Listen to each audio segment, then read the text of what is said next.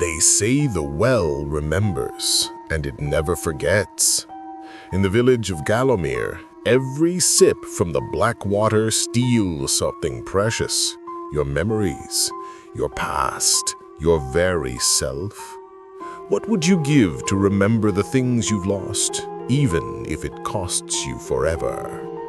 Tonight, we dive into the well of echoes. Listen closely, or the whispers might take you to...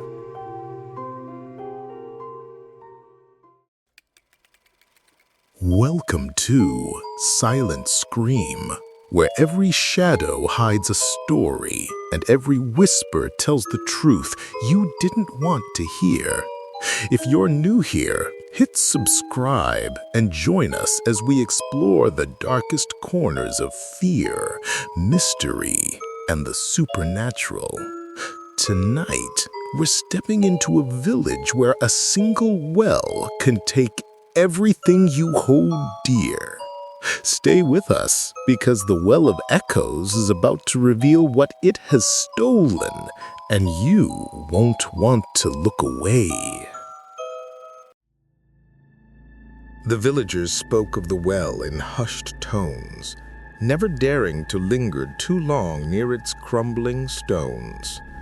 It sat in the heart of the clearing, a black circle of water that seemed to swallow the moonlight, its surface shimmering with memories not its own. On the night Mara first approached it, she heard a whisper. At first, it was soft, like a breeze threading through the trees.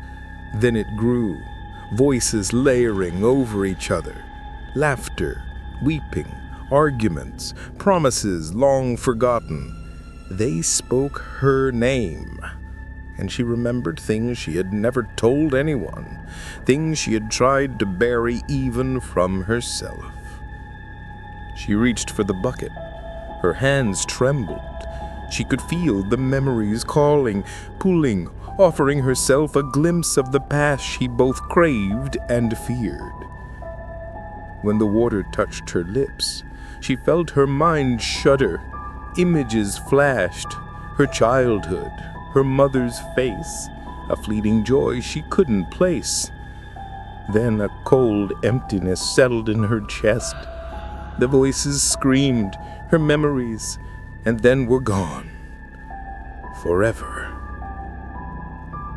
Mara staggered back, a hollow scream lodged in her throat.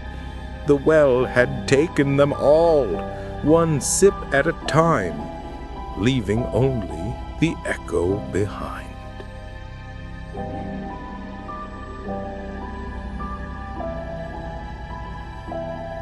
The villagers of Gallowmere lived by the well as if it were a divine mandate, though no one remembered who had first drawn water from it.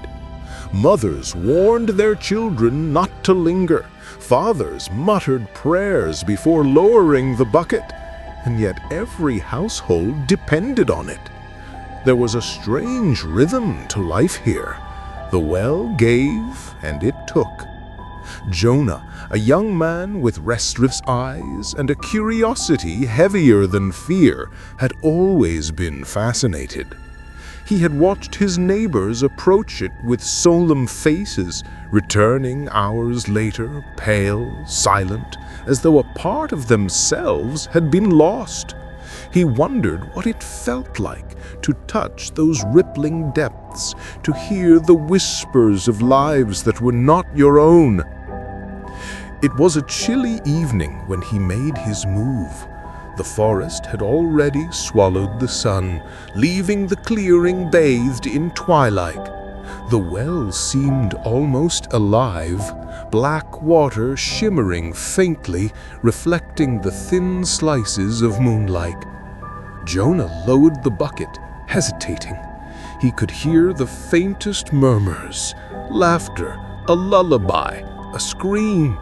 The voices layered over one another, unintelligible yet familiar. He shivered, heart hammering, and lifted the bucket to drink. The first sip tasted like rain on stone, cold and metallic.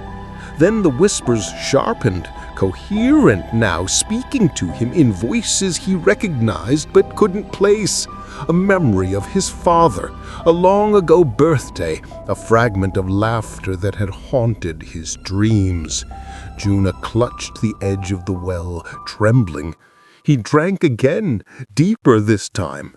The water seemed to pull at him, at his mind, and he felt it, threads of memory unraveling. He staggered back, eyes wide. Faces swam before him, a woman with hollow eyes, a child sobbing silently, a man clawing at the ground. Their lives, their fears, their regrets, each moment flowing into the next, overlapping, merging. And Jonah realized with a cold horror that they were not just whispers. They were being taken. Every memory he glimpsed vanished from existence as it passed through the water, leaving behind only a void. Over the next weeks, Jonah became obsessed. He watched the villagers, noting the pallor, the haunted eyes, the silences that stretched too long. He tested the well again, sneaking to the clearing under cover of darkness, always careful to drink only a little. Each time, the whispers grew louder, more intimate.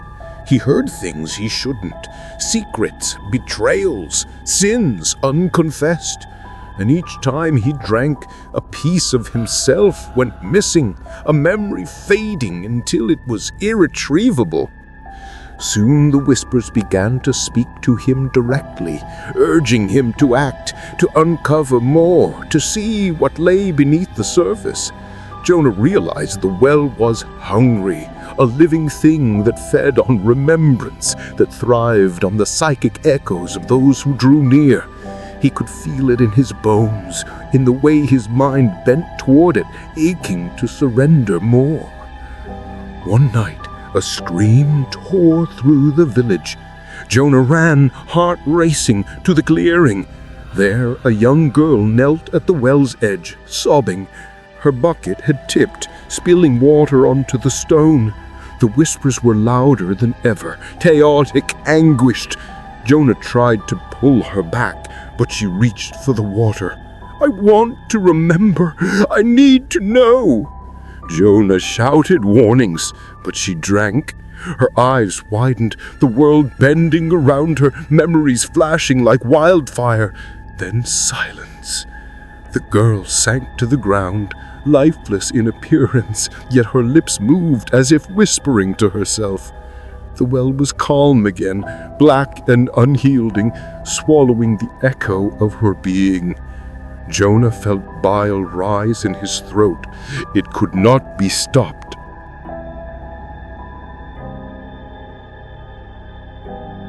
Desperate, he sought the village elder, old Harkin, who rarely spoke. In the dim light of his cabin, surrounded by stacks of brittle pages and faded photographs, Harkin explained. "The well has been here since before the first stones of Gallowmere," he said. "It remembers what we cannot, but in remembering it devours. What you hear, what you touch, it becomes part of the well, and nothing remains behind." Jonah tried to argue, to demand a solution, but Harkin only shook his head. There is no saving what is given, only watching and waiting. The revelation haunted him. Every night, the whispers came to him in dreams, even when he stayed far from the well. He began losing small pieces of himself. A memory of his mother's lullaby, a fragment of his first friend, the sound of his own laughter. The well's hunger was insatiable, and each glimpse he took of its surface cost him more. Driven by a mix of terror and fascination, Jonah returned one last time. The air was thick with fog, and the forest seemed to hold his breath. The well's surface rippled as though breathing, and the whispers surged around him, a chorus of voices he could no longer differentiate from his own thoughts. The water called him, promising knowledge, understanding, even eternity. Jonah lifted the bucket, hands shaking violently, and drank. The visions were unbearable. Centuries of life, grief, desire, betrayal, joy, and despair flowing through him, twisting his mind. He saw the village as it had been long ago, ancient stones, forgotten faces, rituals long abandoned. He saw people he had loved and hated, each memory devoured by the well, leaving empty shells. His own reflection appeared on the water's surface, hollow, eyes wide with understanding too late. And then, silence. Jonah awoke in the clearing at dawn. The bucket lay overturned, water gone, and the well stared back at him like a bottomless void.